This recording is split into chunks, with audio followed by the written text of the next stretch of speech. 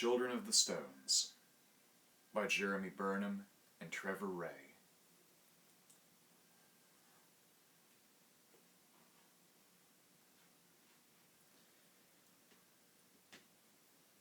Chapter 1.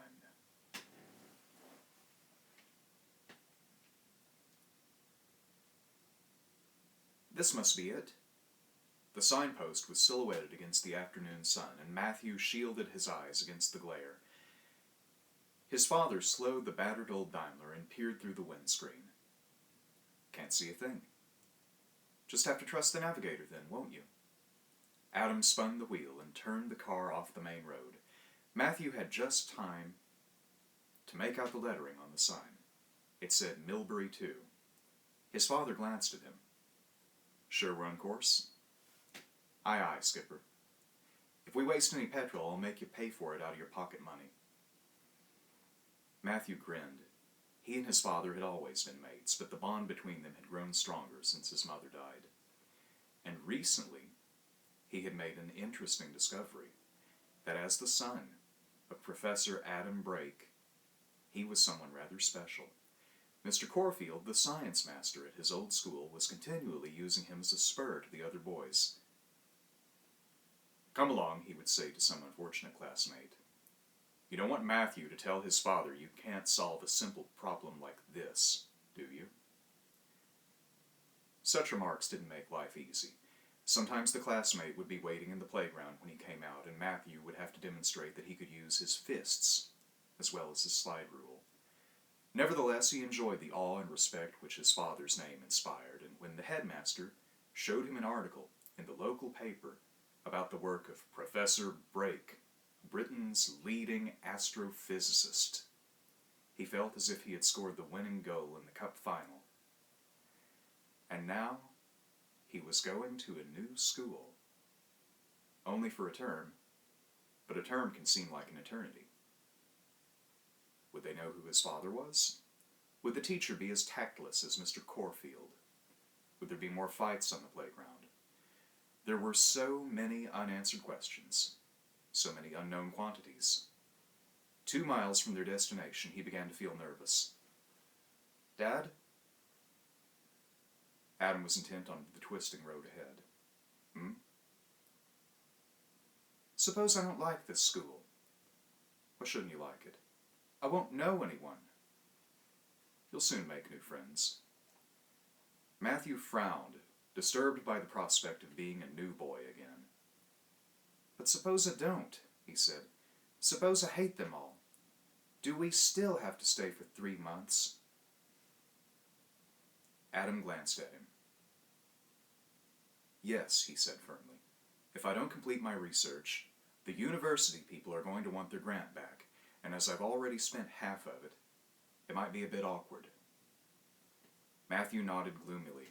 The fact that his father was brilliant didn't seem to make him rich. He had to supplement his lecturer's salary by writing articles for various scientific magazines, and even then, that always seemed to be a bit short of money. If only he'd been an inventor, if he'd stumbled on a brand new formula for rocket propulsion or something, then they'd probably be traveling to Millbury in a chauffeur-driven Rolls-Royce. But astrophysicists, no matter how clever they were, didn't seem to be worth much in hard cash. Matthew leaned forward, took the guidebook out of the glove compartment, and leafed through it till he came to Millbury. There were the 2 pictures that had so intrigued him when he first started to read about the village. One, a photograph of the stone circle as it was today, and the other, an artist's impression of how it must have looked in 3000 BC. There were 100 stones originally, huge black sentinels that surrounded the village in a giant ring, of which 53 now remained. 3000 BC, he said softly, staring down at the guidebook. Were the stones really standing then? Some of them. The circle was certainly under construction. So it's older than Stonehenge. Adam smiled. Considerably older. By the time Stonehenge was completed, the Milbury stones would have been standing for at least 1,000 years. Wow. That's pretty phantasmagorical. Pretty what? Phantasmagorical. It means more fantastic than fantastic. It doesn't. It's spelt with a PH, and it comes from phantasmagoria, meaning a series of illusions, or phantoms. Matthew grinned. Yes, Professor. He used his father's title whenever he began to sound like a lecturer. Sometimes he forgot that he wasn't talking to one of his students, and Matthew resented it. He was eager to learn from such a man, but as his son, not just another pupil. Teachers were two for a penny, but fathers were hard to replace. Adam frowned at him in mock disapproval. Cheeky. But Matthew knew that the message was received and understood. Satisfied that they had reestablished their special relationship, he turned to stare out the window at the rolling countryside. The sun was now hidden by clouds, and the dark fields looked suddenly cold and uninviting. It felt more like winter than early summer. The Daimler growled over the brow of a hill, and Matthew caught his breath. Below them, about a mile away, lay Milbury, looking exactly like the photo in the guidebook. About half the stones were still standing, but the positions of those that had disappeared were marked by concrete pillars, so that at first sight the ring seemed intact. The village nestled in the center like an animal asleep in its lair. The empty road stretched gently down toward it, as straight as an arrow. On either side stood more stones, about 50 meters apart, as if guarding the entrance to a citadel. This must be the famous avenue. The car plunged down the hill, and Matthew watched the stones fly past the window. Then he turned to look at the village again, and his heart seemed to miss a beat. The road ahead was not longer empty. A large gray stone stood in the middle of it, barring their way at the point where it passed through the edge of the circle. They were racing toward the obstacle at such a speed that an accident seemed inevitable. "Dad! Stop!" Adam had apparently seen the stone at the same moment and stamped hard on the brake. The car skidded to a halt a few feet away from the stone. Matthew peered through the dirty windscreen. No, it wasn't a stone. It was a woman in a gray dress. He'd been watching so many stones out of the side window that his eyes must have superimposed the image on whoever it was in front of him. His father seemed just as puzzled. Extraordinary. Just for a moment I thought, "I know," said Matthew softly. "So did I." The woman was plump and elderly. She remained where she was, as motionless as the stones on either side of her. Adam honked the horn impatiently, but she took no notice. "What on earth does she think she's doing? She can't be blind and deaf." He leaned out the window. "Will you please get off the road?" he shouted. The sound of his voice seemed to startle the woman into life. She bustled toward them, eyes twinkling and rosy cheeks shining. "Professor Brake?" she asked, bending down and staring into the car. Adam looked surprised. "Yes, but how did you—" "Happy day to you.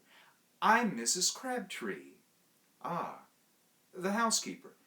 "That's right. Mr. Hendrick asked me to meet you and show you the way to the cottage."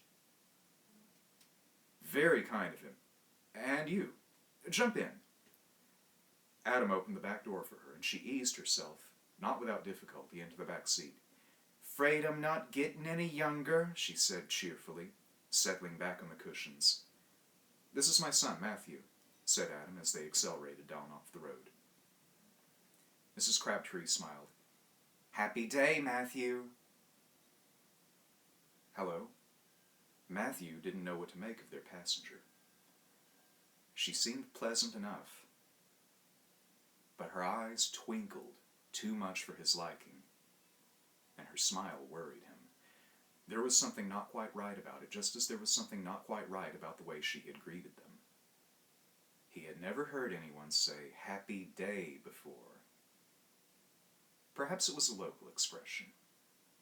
His father had told him they would have a housekeeper to look after them during their 3-month stay, and he had pictured her just like Mrs. Crabtree, a stout countrywoman with apple cheeks and gray hair.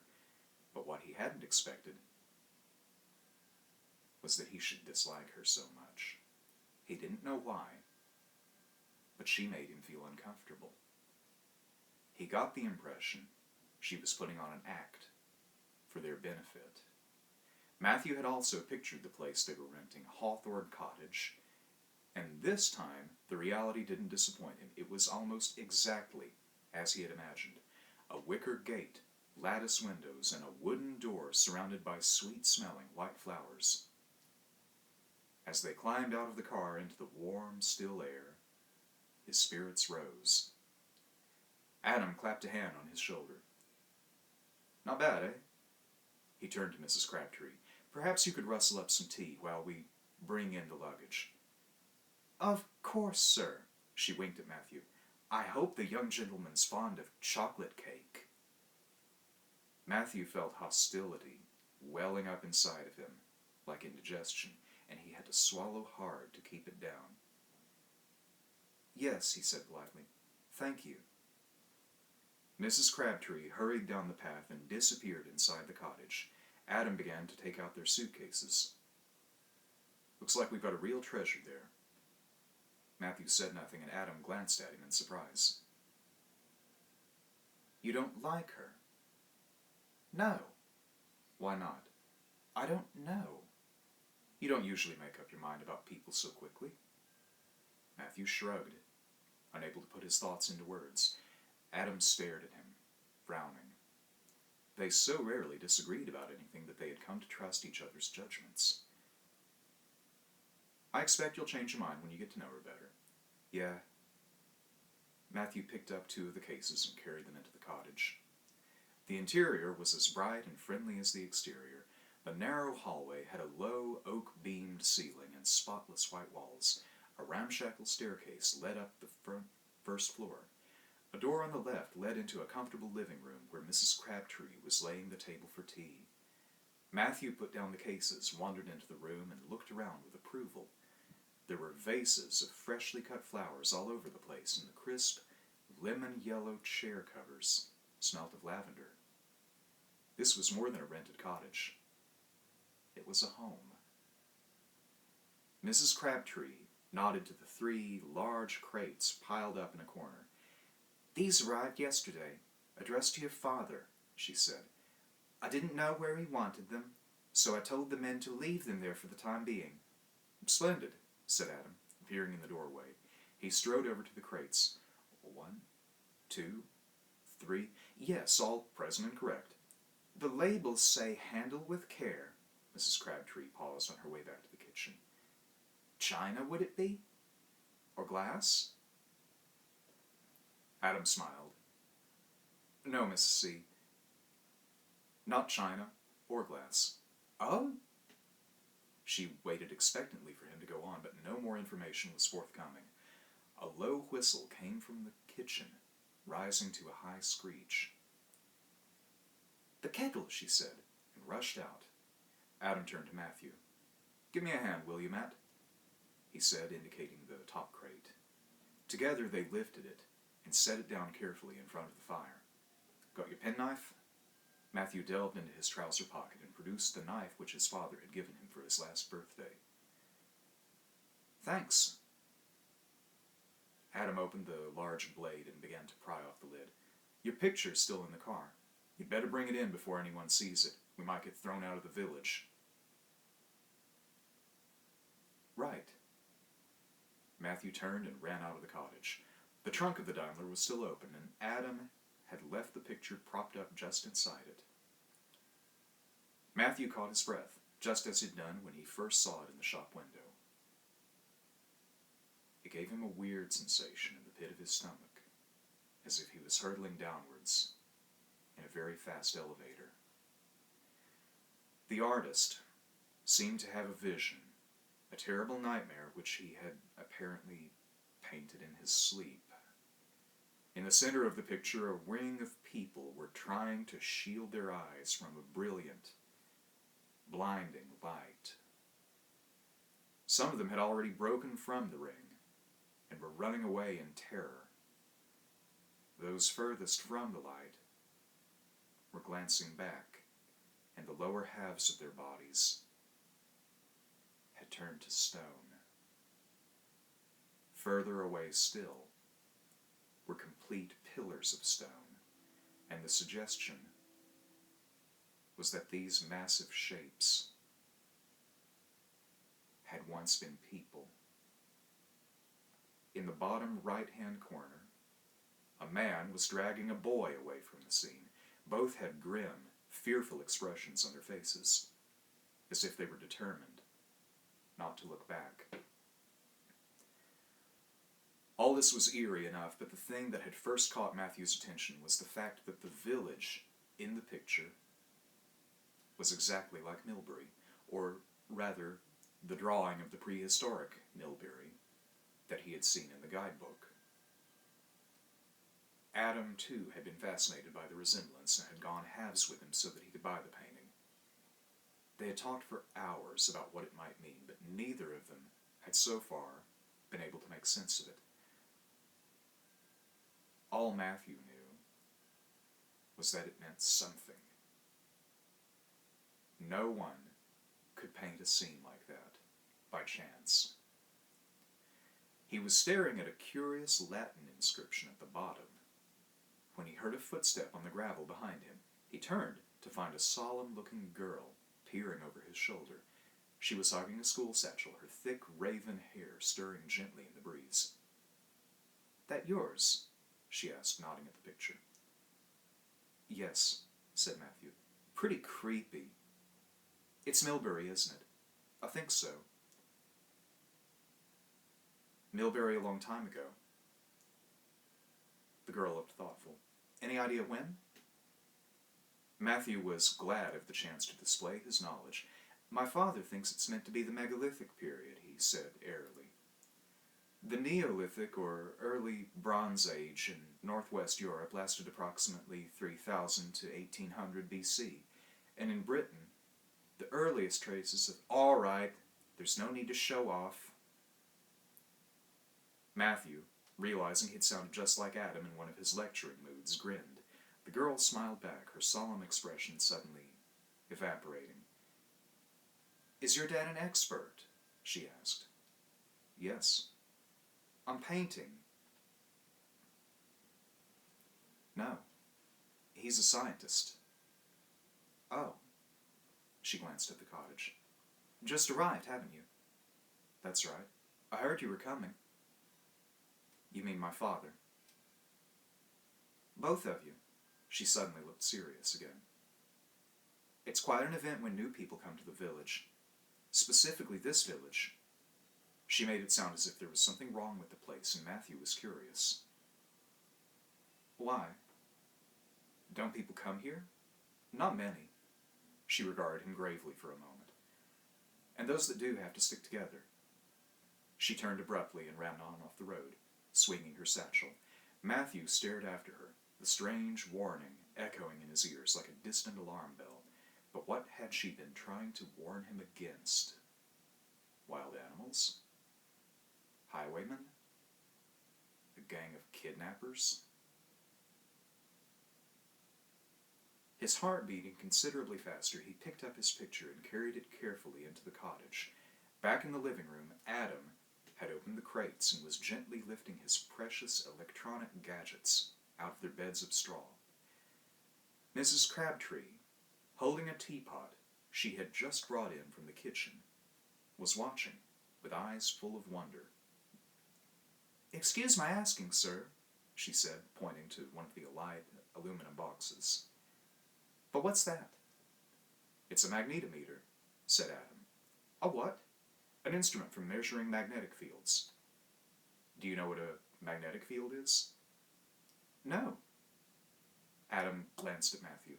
"Tell her, Matt." Matthew set his picture down with its face against the wall. It's the field of force that surrounds a magnet, he said.